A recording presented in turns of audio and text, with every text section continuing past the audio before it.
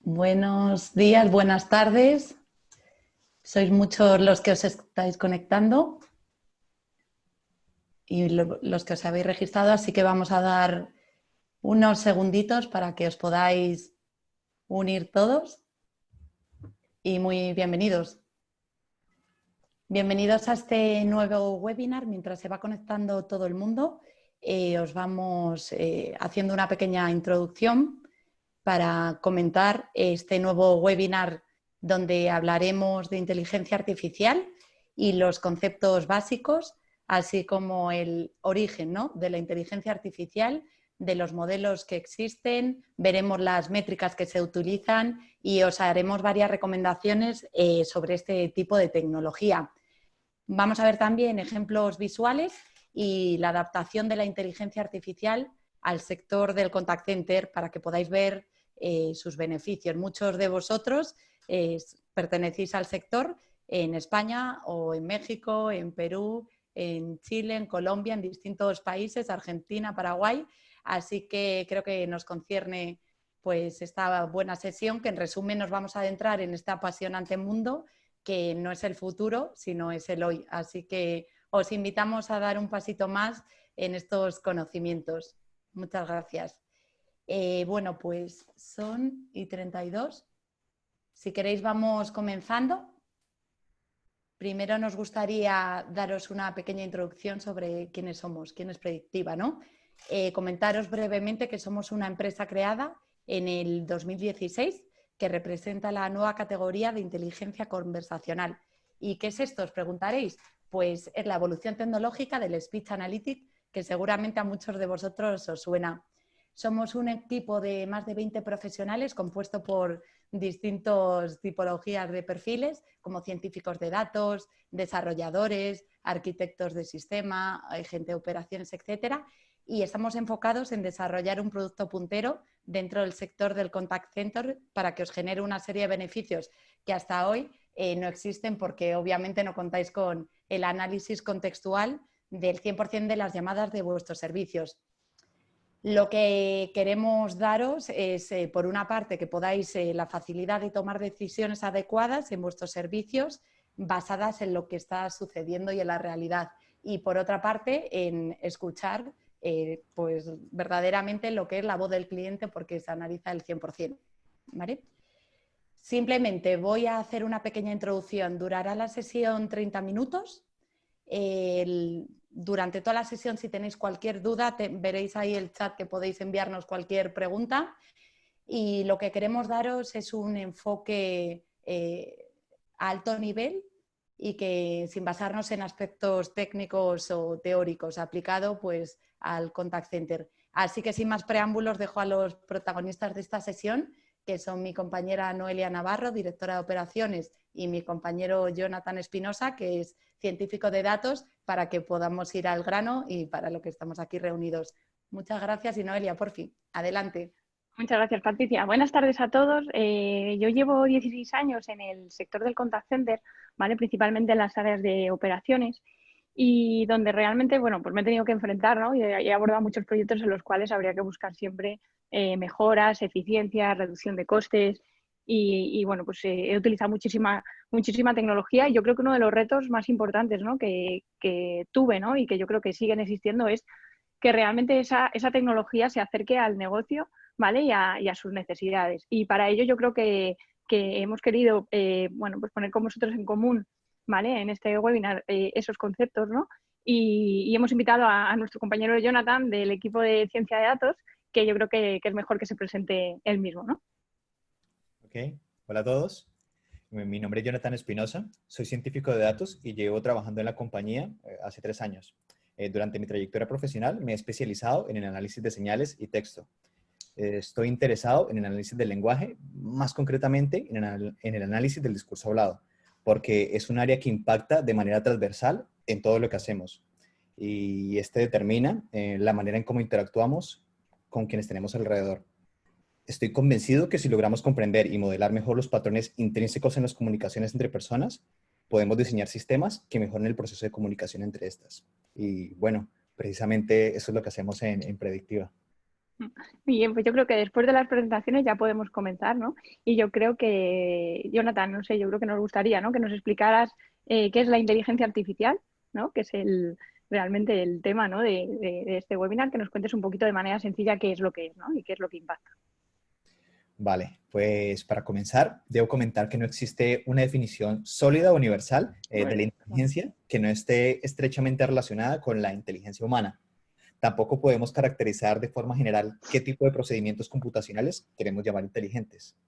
Lo que comparto en pantalla es una de las definiciones menos técnicas que he encontrado. Es una definición del Oxford Living Dictionary y describe la inteligencia artificial como la automatización de actividades asociadas con el pensamiento o actividad humana.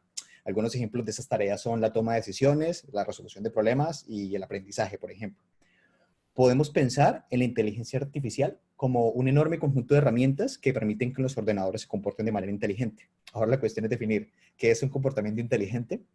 Pues hace algún tiempo, la comunidad de inteligencia artificial ha estado tratando de imitar comportamientos inteligentes con programas informáticos. Esta no es una tarea fácil porque un programa de computadora debe ser capaz de hacer muchas cosas diferentes para poder ser llamado inteligente. Respecto a los comportamientos inteligentes, existe una definición que en 4 categorías engloba muy bien los tipos de sistemas que implementan inteligencia artificial. Entre esos tenemos sistemas que piensan como humanos, como por ejemplo los sistemas que nos apoyan en la toma de decisiones, sistemas que actúan como humanos, como por ejemplo los sistemas de conducción de vehículos autónomos, sistemas que piensan racionalmente, por ejemplo esos son los sistemas que analizan los sentimientos y las emociones de las personas, y sistemas que actúan racionalmente, que son sistemas que emulan el razonamiento humano y actúan tal cual como lo un experto en un área de conocimiento muy específico, como un chatbot experto en ventas o en atención al cliente, etcétera, ¿no? Muy bien. Jonathan, mira, háblanos un poco de estos conceptos que aparecen aquí, ¿no? ¿Cómo se relaciona la inteligencia artificial con el aprendizaje automático e incluso con la lingüística, ¿no? Sí, vale, pues creo que a todos nos suena esa terminología que aparece en pantalla, ¿no? Son palabras que todos hemos escuchado, incluso algunas veces usamos sin comprenderlas del todo. Ya hemos definido qué es la inteligencia artificial, pero dentro de esta existen muchas ramas. Una de ellas que despierta especial interés en la industria es el aprendizaje automático o machine learning. Para explicarlo, necesitamos entender primero qué es un algoritmo.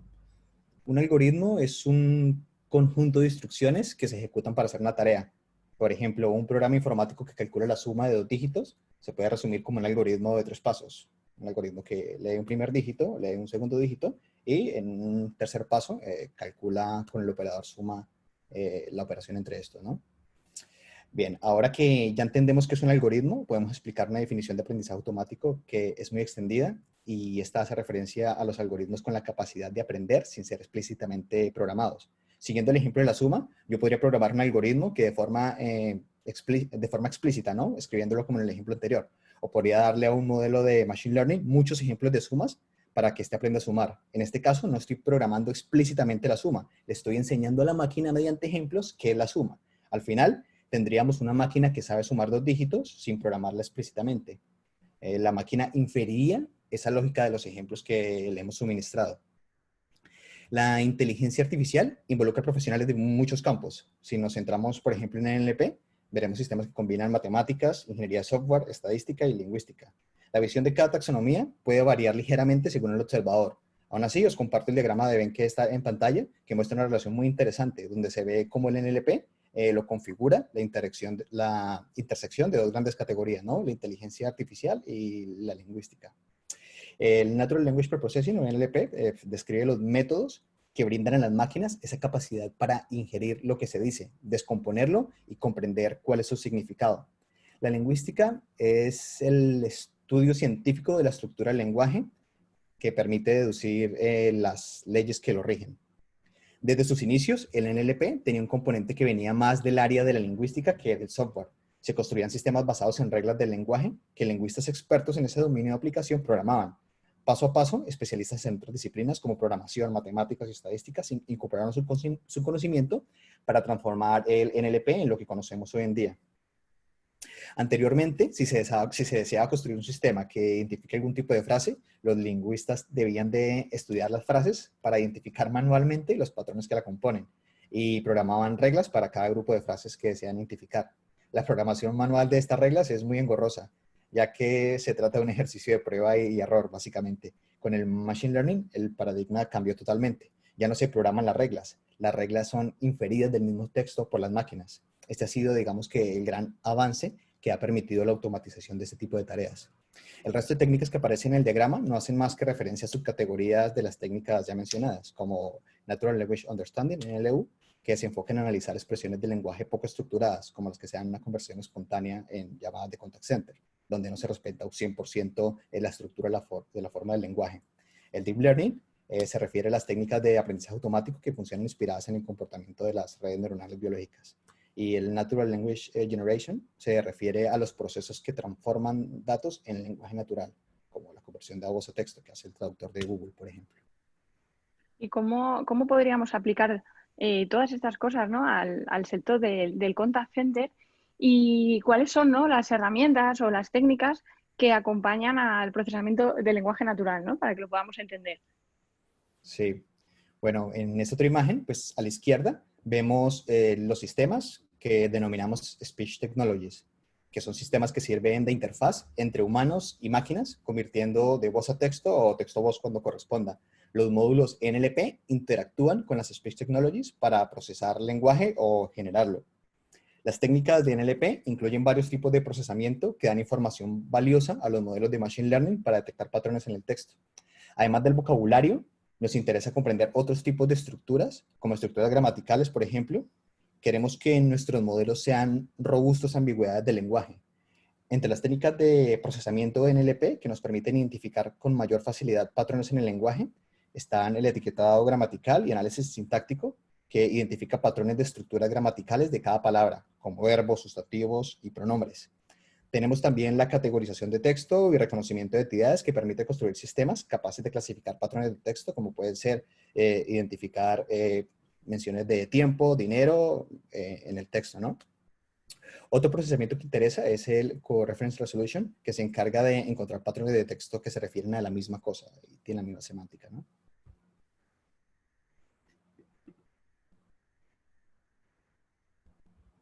Vale, que no se me veía, perdona. Jonathan, yo me pongo en la piel de negocio, ¿no?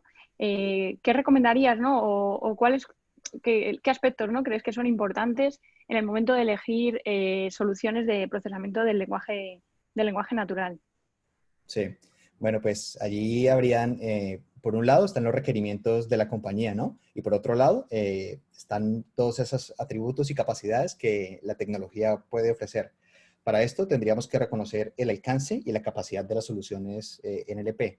Una forma de hacerlo es analizar los componentes que se muestran en pantalla, ¿no? Uno de esos elementos es el soporte de idiomas. O sea, una plataforma de NLP debe admitir el idioma de los datos de entrada. Si somos más estrictos, debería admitir el lenguaje con las particularidades especiales y dialectos que puede tener el dominio de aplicación del sistema. Por ende, si se va a implementar el sistema en Latinoamérica, se espera que el sistema soporte algunos extranjerismos muy utilizados, como la palabra brother, o terminología local de los países como buenazo en Perú, parce en Colombia o chavo en México. Yendo a un ejemplo de aplicación en Contact Center, se espera que el modelo fonético del sistema del ACR, que convierte de voz a texto, que procesa llamadas telefónicas con interlocutores españoles y colombianos, por ejemplo, soporte el ceseo y transcriba la misma palabra exactamente si se pronuncia zapato o se pronuncia zapato. Por otro lado, un módulo NLP como un clasificador de ítems o de contextos, se espera que soporte relaciones semánticas como por ejemplo la sinonimia. Siguiendo el ejemplo anterior, la máquina deberá interpretar los términos celular y móvil como equivalentes para el caso de Latinoamérica y España, ¿no? Otro aspecto importante es la calidad de resultado. Una buena solución NLP debería ser capaz de reconocer las entidades lingüísticas y extraer las relaciones que hay entre ellas, ¿no? Y utilizar software semántico para comprender ese contenido sin importar cómo se exprese la información. Existen métricas de calidad que permiten determinar la bondad de los modelos construidos, ver la capacidad del modelo a responder a ejemplos no vistos en entrenamiento o estimar la sensibilidad del modelo a generar falsas predicciones, por ejemplo. Otro componente muy importante es la velocidad. La comprensión del lenguaje es parte del proceso en las aplicaciones de inteligencia artificial conversacional. Muchas aplicaciones requieren generar una respuesta o actuar rápido en una consulta, ¿no? Por lo tanto, el proceso de percibir o interpretar el idioma debe hacerse en un lapso de tiempo muy corto. Un ejemplo de esto son las auditorías de calidad de contact center. Muchas empresas no pueden permitirse esperar varios días para evaluar sus llamadas. Esta dimensión es muy importante y se debe conocer tanto la capacidad de cómputo de las herramientas a implementar como el volumen de datos que la empresa necesita procesar. Estos requerimientos se van a materializar directamente en unas necesidades de hardware que respondan a dicha necesidad de velocidad, ¿no? La velocidad se puede medir también en sistemas de inteligencia artificial, por supuesto. Un ejemplo son los factores de procesamiento, como en el caso de los ACR, ¿no? Si decimos que tenemos un factor de procesamiento en un ACR de 5, pues esto indica que un audio de 5 segundos es transcrito en 1, por dar algún ejemplo. Otro componente más es la flexibilidad. Se espera que un modelo tenga la suficiente plasticidad y robustez para responder a distintos escenarios. En la flexibilidad es clave el concepto de generalización de los modelos de Machine Learning, donde se busca que un modelo sea capaz de responder correctamente ante nuevos estímulos no vistos en entrenamiento, ¿no? La facilidad de uso es algo también muy importante porque se espera que la solución va a ser utilizada no solamente por empleados técnicos, sino en su mayoría va a ser por no técnicos. Entonces tiene que soportar, digamos que todo el set de herramientas necesario para utilizar un sistema de aprendizaje automático, como tiene que tener algún tipo de gestor para poder preparar los datos de entrenamiento, debe permitir la ejecución de entrenamiento de modelos de Machine Learning, debería permitir a los usuarios verificar esas métricas de esos modelos, ¿no? Los usuarios no pueden andar a ciegas sin saber esa cajita negra qué rendimiento tiene. Así es, los sistemas deben permitir el despliegue en la infraestructura y el entorno del cliente.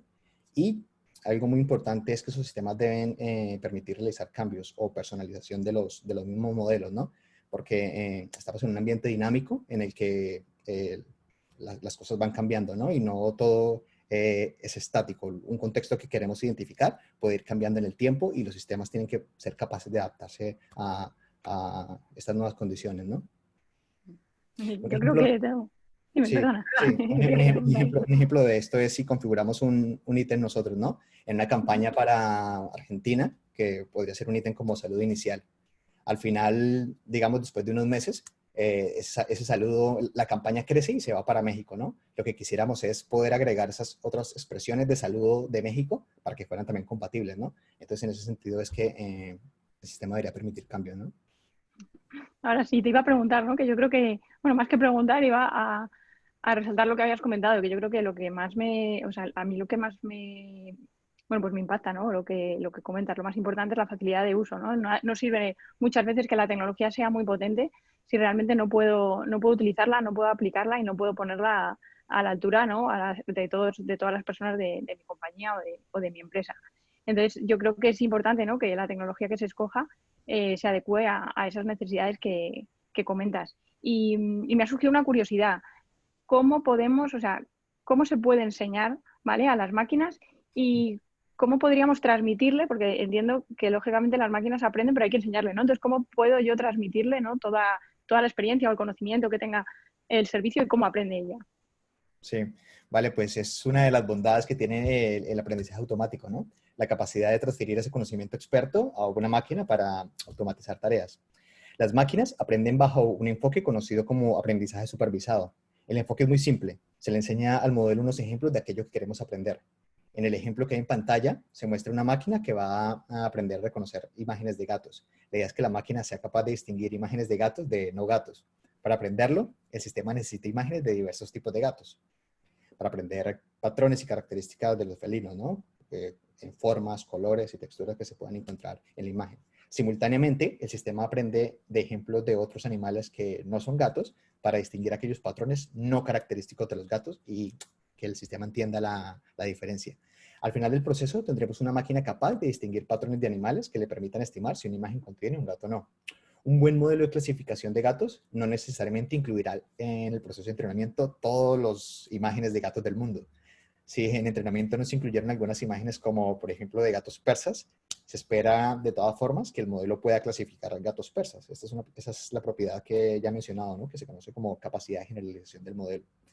La capacidad de predecir correctamente datos que no han sido mostrados explícitamente en entrenamiento.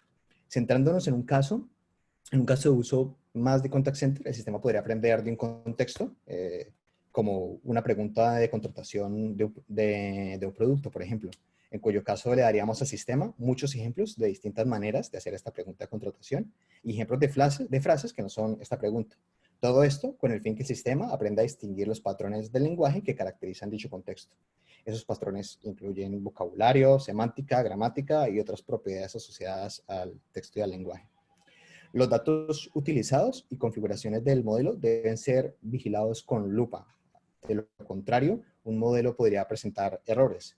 Por ejemplo, podría suceder que un modelo de Machine Learning no sea capaz de inferir patrones en los datos suministrados.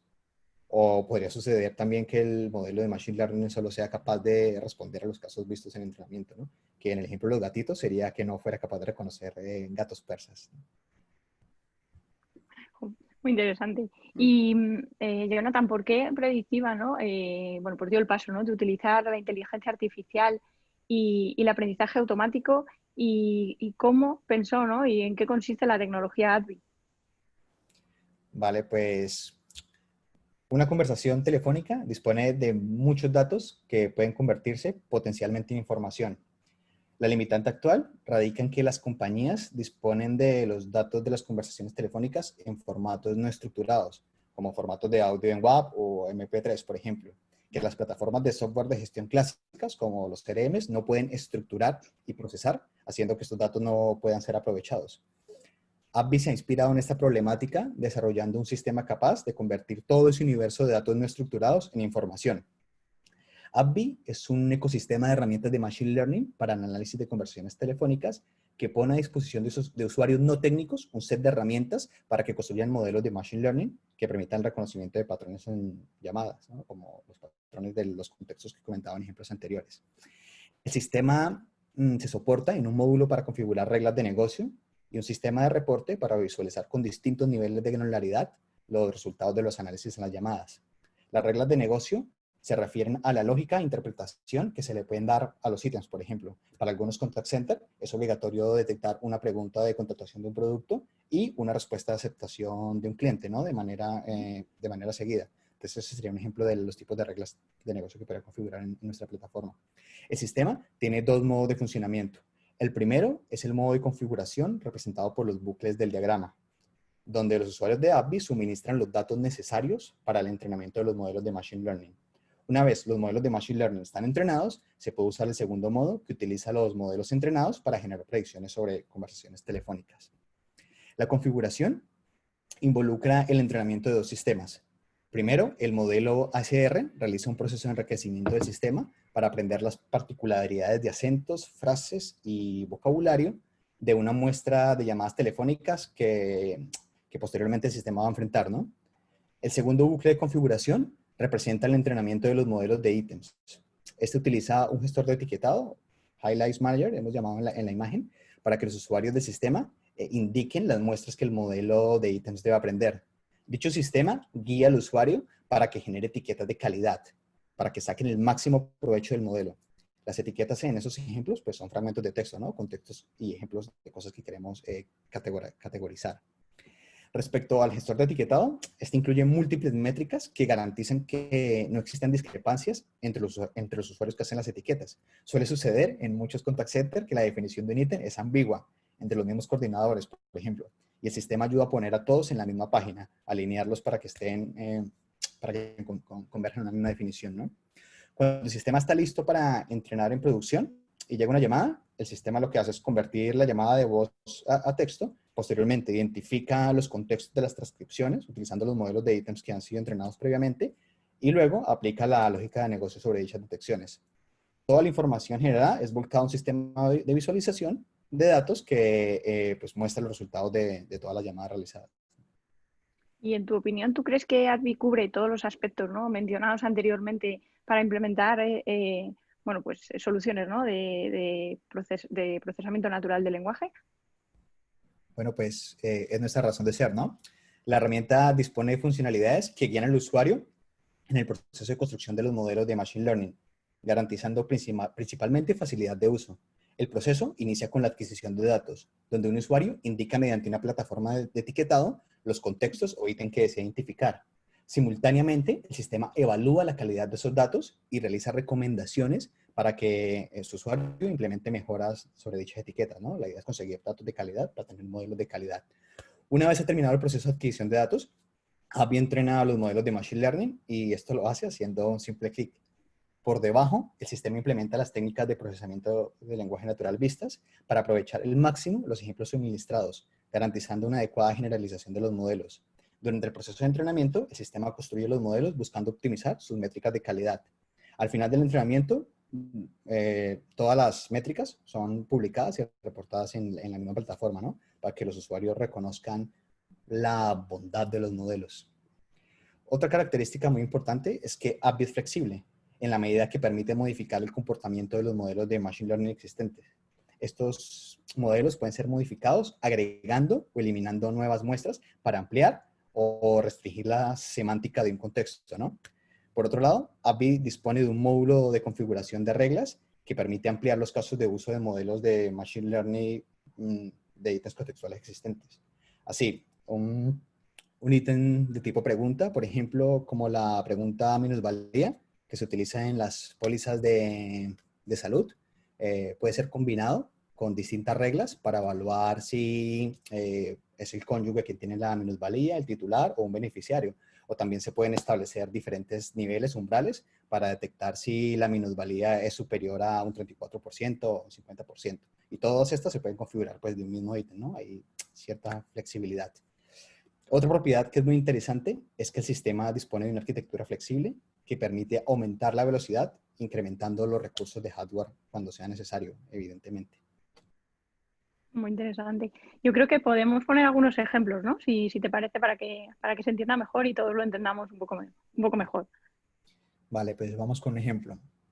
Pues un ejemplo muy alineado a los contact centers, ¿no? Imaginaros que queremos programar un modelo de Machine Learning para que identifique las posibles formas como un agente de contact center informa que la llamada va a ser grabada. Para eso primero necesitamos construir un conjunto de datos de entrenamiento. Dicho conjunto de datos debe ser lo más rico y diverso posible para que el algoritmo pueda encontrar la mayor diversidad de patrones de cara a aumentar la capacidad de generalización del modelo. Vamos a darle a los modelos ejemplos para que aprendan a identificar esto, pero además deseamos que los modelos sean capaces de responder también a casos similares a los que han sido mostrados en las muestras de entrenamiento. En la pantalla se muestran algunas muestras del proceso de etiquetado del ítem de grabación de llamada. Estos datos serán utilizados para construir el modelo de ítem contextual. Ahora, después de ver los ejemplos de esos contextos, muchas personas se preguntarán, oye, ¿es realmente necesario utilizar inteligencia artificial para encontrar un ítem tan simple como la grabación de llamada? ¿Un sistema que busque palabras como grabación y llamada no será suficiente? Pues la experiencia nos ha dicho que no. Si programas un sistema que busque palabras o menciones literales en el texto, el programa solo será capaz de identificar los casos que se han introducido en la máquina. Un modelo de ítems contextuales con Machine Learning es mucho más flexible, ya que no requiere que se incorporen todas las combinaciones del vocabulario posible. A diferencia de los motores de búsqueda de palabras, el sistema de Machine Learning aprende de otros patrones, además del vocabulario, como el orden de las palabras, categorías gramaticales, etc. Todo esto para aprender un contexto con una muestra. Esa muestra, por decirlo de alguna manera, se le exprime al máximo para inferir la mayor cantidad de patrones posibles. Una búsqueda literal de palabras necesitaría cubrir todos los casos posibles. Dichas palabras se deben introducir manualmente al sistema. En la práctica es un ciclo de prueba y error que donde se van incluyendo o excluyendo nuevas palabras a medida que el sistema reporta errores, como predicciones falsas o conocidas como falso positivo, ¿no? O a medida que se van dando cuenta que el sistema no es capaz de identificar ciertos casos o falsos negativos, como llamamos en la industria. Por otro lado, la búsqueda literal no es robusta a la semántica o significado de las frases, como si lo puede ser un ítem contextual.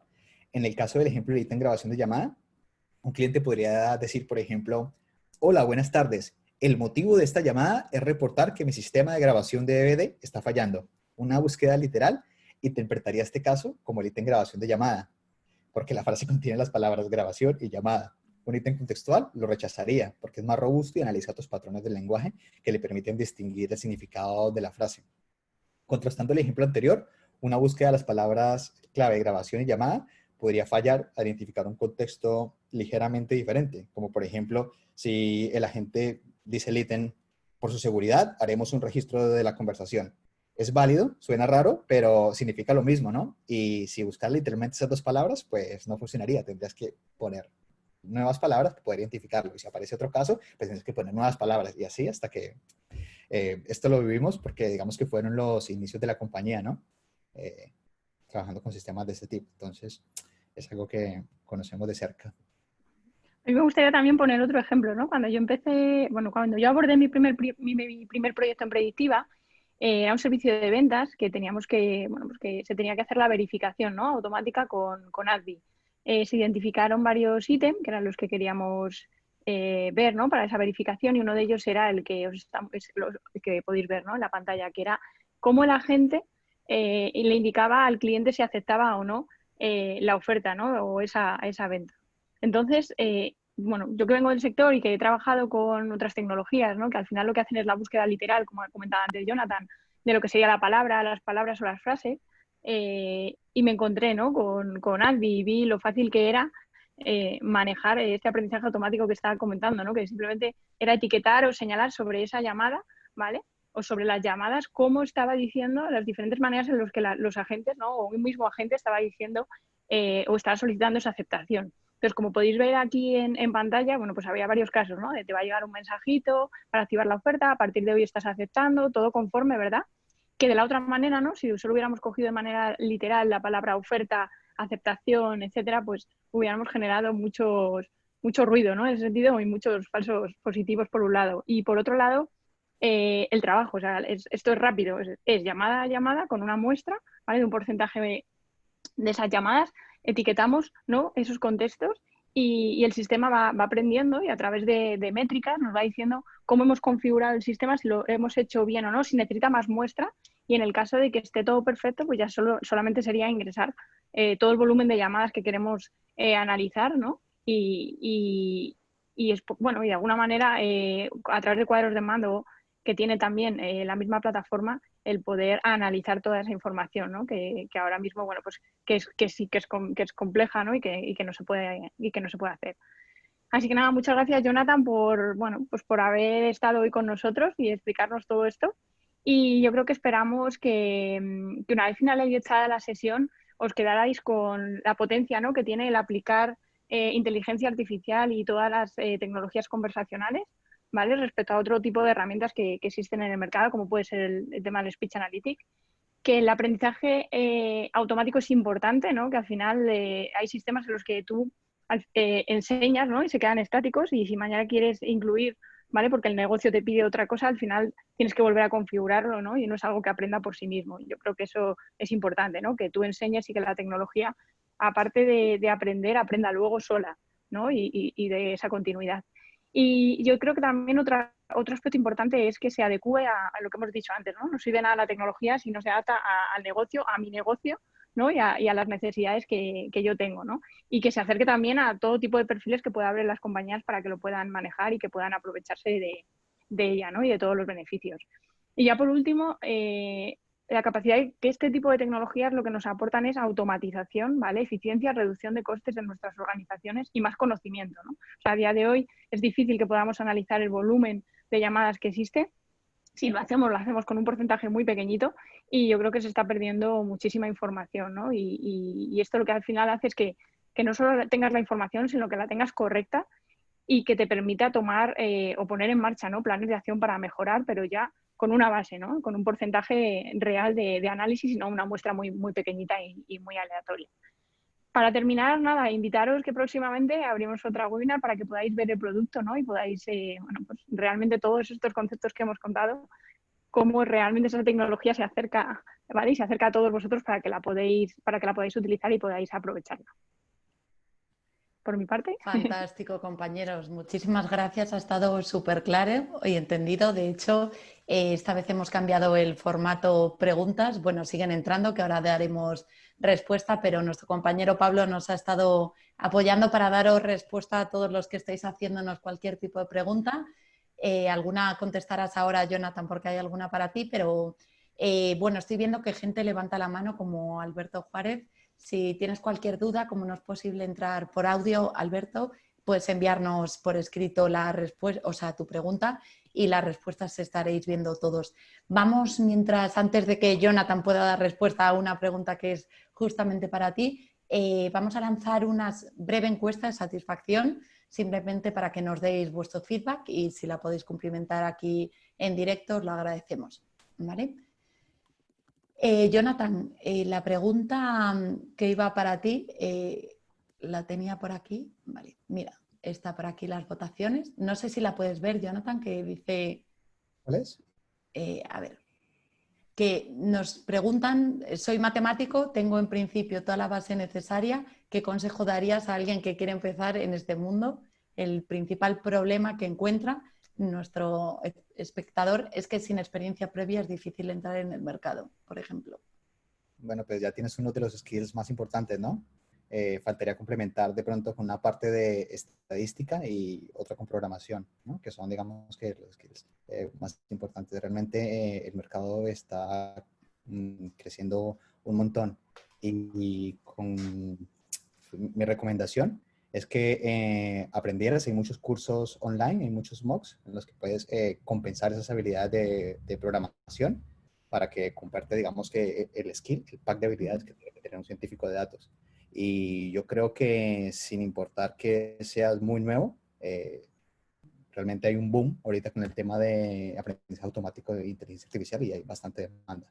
Entonces, si tienes las habilidades, yo creo que es básicamente mostrar ganas y ya está, ¿no? Vale, fantástico, gracias.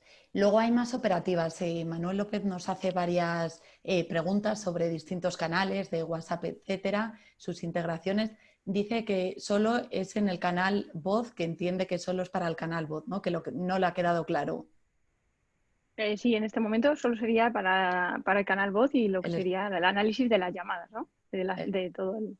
de todos del 100% de vuestras llamadas. Teresa Martínez nos dice una muy operativa que cuánto tiempo llevaría la capacitación. Entiendo que para poner en marcha que ellos sean autónomos, ¿no? Y puedan gestionar la Eso plataforma. es. Como antes os decía, la plataforma es algo sencillo, ¿vale? Es una plataforma creada para que sea de autoservicio, de autogestión completamente. Y realmente tiene tres perfiles, ¿no? O tres perfiles tiene máximo en función de las necesidades que queráis. Hay un perfil que es el administrador, bueno, pues que gestiona la plataforma completa al 100%. Hay otro perfil que es el perfil de configuración, que lo que hace es, bueno, pues lo que hemos estado, no lo hemos mostrado, lo mostraremos en próximos, ¿vale? Para que lo veáis, pero lo que hace al final es generar esos modelos en los cuales, bueno, pues configuramos los ítems que queremos identificar en las llamadas. Y luego sería simplemente el perfil analista, que lo único que haría es explotar, ¿no? Analizar la información. Para que os hagáis una idea, las formaciones son cortas, es decir, normalmente las solemos hacer en una semana, no las 8 horas completas, pero sí lo que nos interesa es estar y acompañaros. Es decir, hay una formación teórica, que bueno, pues no hablaríamos más de unas 10, 12 horas, ¿vale? Y hay una parte luego muy práctica. O sea, nos gusta acompañarnos para verificar realmente que lo que estamos haciendo lo hagamos bien, que veáis con ejemplos, que trabajemos, ¿no? Sobre ello. Entonces, bueno, pues estaríamos hablando como mucho de 5 días y lo que hablamos con una parte proporcional, es un 20% teórico y el 80% práctico, ¿no? Para que realmente seáis autónomos y lo podáis ver. Vale, fantástico. Muchas gracias, Noelia. El resto, bueno, nos entran más preguntas que no están todavía contestadas por nuestro compañero Pablo. ¿Qué arquitectura de Big Data usamos para poder analizar ese gran procesamiento de datos? Si alguien me podéis... Sí, eso ya, Jonathan, te lo dejo a ti. Sí, vale, pues digamos que la arquitectura es una arquitectura distribuida que funciona en Amazon. Nosotros tenemos una instancia que puede ser escalada y repetida para procesar grandes volúmenes de datos, ¿no? En la medida que un cliente tiene unos requerimientos digamos, con una mayor demanda de datos, nosotros podemos escalar y ampliar esa arquitectura para que se responda y básicamente se replican unas instancias que tenemos nosotros y de esta manera digamos que logramos procesar grandes volúmenes de datos. Eso es a nivel digamos que de servidores, ¿no? Internamente también hay procesos de paralelización, ¿no? En el que explotamos el potencial de los microcontroladores de CPU y GPU para realizar todas las tareas, pero digamos que en principio a gran escala es replicando, ¿no? Esas instancias en los servidores de Amazon Azure o las infraestructuras tanto en nube como on-premise, ¿no? Vamos a aplicar esa misma filosofía. Vale, fantástico. Y de nuevas preguntas que están siendo todas contestadas en un tiempo récord. Muchas gracias, Pablo. Manuel ya lo ha entendido y le parece muy interesante lo que estamos realizando. Muchísimas gracias, Manuel. Y hemos dado respuesta, yo creo, bueno, siguen entrando. ¿Qué modelos de licenciamiento tenemos? Al final es un pago por uso. Bueno, esta si queréis la contesto yo, a Teo.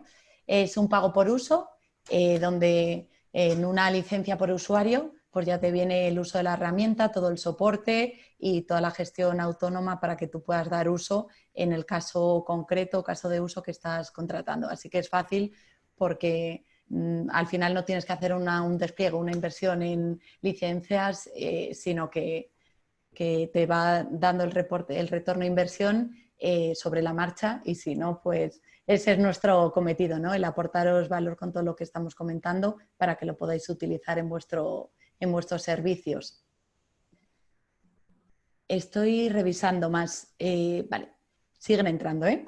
Dice Jorge, gracias Jorge, gracias por el webinar. Ya que hay una caja negra y no sabemos qué haga el algoritmo por dentro, ¿es necesario que alguien trabaje en comprobar la efectividad del sistema? Vale, pues en principio no. Digamos que la plataforma es una de las bondades que tiene, ¿no? Digamos que la plataforma internamente calcula esas métricas y va interactuando con el usuario para garantizar que esas métricas satisfagan la necesidad del cliente. Y digamos que son traducidas a alto nivel, a un lenguaje natural, para que las personas sepan si está bien o mal, ¿no?